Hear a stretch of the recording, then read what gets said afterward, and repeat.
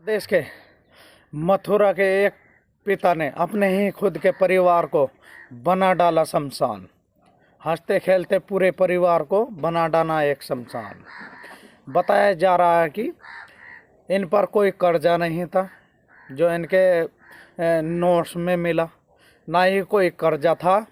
12 लाख रुपए इनके अकाउंट में थे और फिर भी इन्होंने बताया कि मैं बहुत बड़ा कर्जदार था। हंसता खेलता परिवार था और मैं बहुत बड़ा कर्जदार था। इसके 3 बच्चे थे, हनी, प्रियांशी, 2 साल का मनीष। इनको जब ये सो गए अपने रूम के अंदर, सोने के बाद इन्होंने इसको बताया जा रहा है कि गला घोंटकर इनकी हत्या की।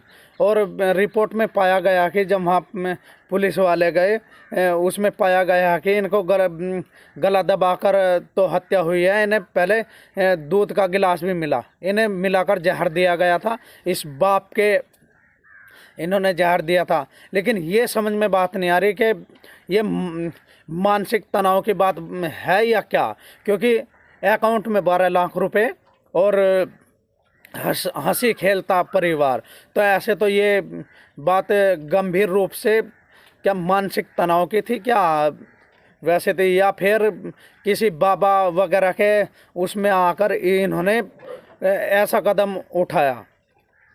तो उसमें रिसर्च में पता चला जो नोट्स पाए गए हैं, 3 पन्नों का नोट्स पाया गया है जो ढूंढा पुलिस वालों ने इस घटना के बारे में।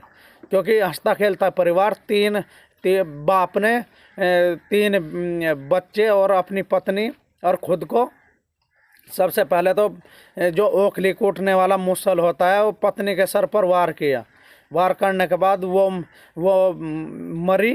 फिर लास्ट में आकर उन्हें अपने करंट दोनों हाथों में लेकर तार पकड़ करके वो दोनों हाथ जले हुए पाए और फिर वो वहाँ से जला हुआ मिला। सबके मृत्यु पूरी परिवार के। उसने एक वीडियो रिकॉर्डिंग भी डाली थी दोस्तों कि मेरे पास किसी का कर्जा नहीं है, ना ही मेरे परिवार का मेरे ऊपर कोई हाथ है मारने में, ना ही आसपास पड़ोसी यानी किसी ने नहीं मुझे हानि पहुंचाई। और फिर मैं अपनी खुदकुशी अपने लिए, अपने परिवार को अपना खुद का जिम्मेदार हूँ।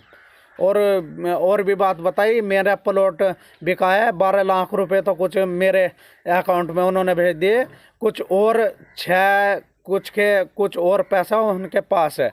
उन आदमियों का नाम बताया उसने कि मेरे पास ना ही तो किसी का कर्जा है।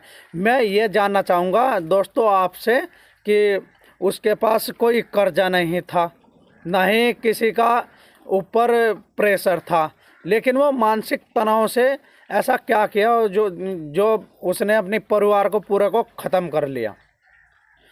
इस पे पता चला है कि इस पे तंत्र मंत्र का कुछ दिक्कत रही है।